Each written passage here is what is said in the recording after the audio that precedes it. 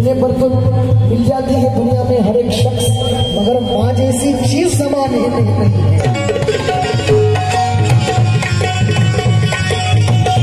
और इसलिए किसी को कमजोर मत समझे। आने वाले चुनाव में हमें हमारा नेता, आमचा हक्काचा माणूस आम्हाला विधान भवनात पाठवायचा आहे आणि या चोरांची पूर्ण वाट लावायची। इसलिए भाई म्हणून बाबासाहेबांच्या लेकरा, शिवाजी महाराजांच्या लेकरा,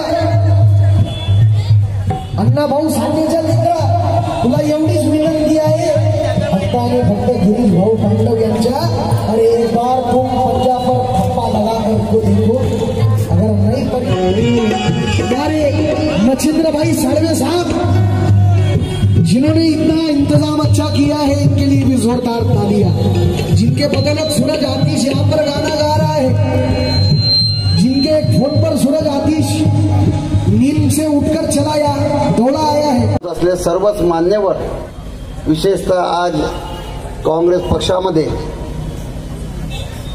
ज्यांनी कन्हैया कुमारच्या हस्ते काँग्रेस पक्षामध्ये प्रवेश केले असे आमचे मित्र शंकरजी तूर, वासुदेवभाऊ ढोके येऊन गेले। त्यांनी एक चांगलं मार्गदर्शन केलं।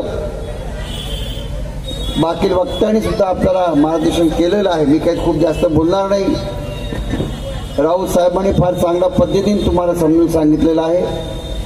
मी एवढंच विनंती करेन की 20 तारखेला हो घातलेल्या या निवडणुकीमध्ये काँग्रेस पक्षाचा उमेदवार म्हणून मी आपल्या पुढे उभा आहे।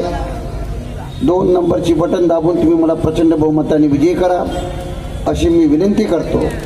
आणि आपल्या सगळ्यांना सांगतोय की आता सगळ्या वक्त्यांनी खूप काही बोलून गेले, पण तुम्हाला सांगतोय की येणाऱ्या काही या दिवसामध्ये आता निवडणूक तोंडावर चाललेली या शेवटचे 3-4 दिवस राहिलेले आहे आणि या 3-4 दिवसामध्ये बरंच काही घडू शकतं, म्हणून तुम्ही काळजी घ्या।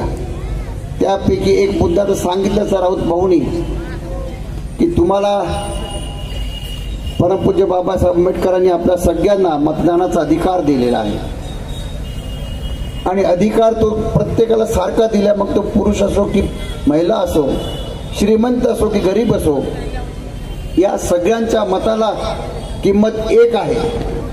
परंतु इथं बसल्या माझ्या आई बहिणींना सांगू इच्छितो की या मोदी सरकारने आपल्याला म्हणजे विशेषतः तुम्हा माझ्या आई बहिणींना जे मतदानाचा हक्क दिला आहे, जे अमूल्य आहे, ज्याची कुठली किंमत लावू शकत नाही, परंतु या मोदींनी त्या मताची सुद्धा किंमत लावली आणि 1500 रुपये तिची बोली लावली। लक्षात ठेवा, त्या 1500 रुपयामध्ये आपण आपलं मत विकणार आहे का, हा विचार आपल्याला करावा लागणार आहे। मी काही खूप जास्त बोलणार नाही, पण तुम्हाला सांगतो हे मोदी सरकार म्हणजे कुठली सरकार आहे, तर ही जेब कत्री सरकार आहे।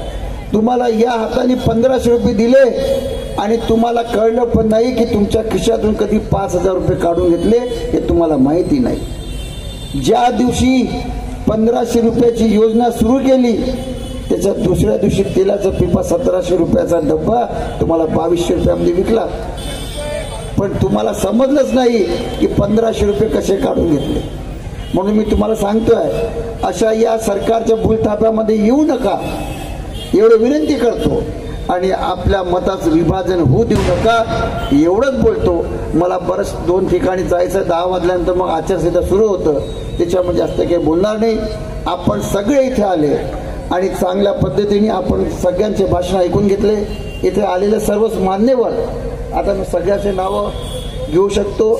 आमचे ब्लॉक 6चे अध्यक्ष दिनेशजी तराळ असेल, आमचे मित्र मनोजी केळझरकरजी आहे, वासुदेव ढोकेजी आहे, आमचे थूल साहेब आहे, सुभाष खोडे आहे, आमचे कावडकरजी आहे, आमच्या महिला काँग्रेसच्या वंदना चांदे आणि इतर सर्वच मान्यवर, आमचे ब्लॉक 6चे कार्याध्यक्ष सुनील पाटीलजी, प्रफुल्ल बाजे, विपुलजी, राजेश कांबळे, मायाताई सगळेच, आणि विशेषतः या भागातले आमचे नवयुवक कार्यकर्ते सगळे जे इथे उपस्थित आहे, अनिल पाटील त्यांचे सर्व सहकारी, अश्विन धनविजयजी त्यांचे सर्व सहकारी, इतर सर्वच मान्यवर, या सगळ्यांचं मी आभार मानतो आणि विशेषतः मी तुमचा आभार मानतो की तुम्ही इतक्या वेळापासून सगळ्यांना ऐकलं, शांततेने ऐकलं, त्याकरता मी आपल्या सगळ्यांचं मनातून धन्यवाद मानतो आणि थांबतो. नमस्कार. जय हिंद, जय भीम.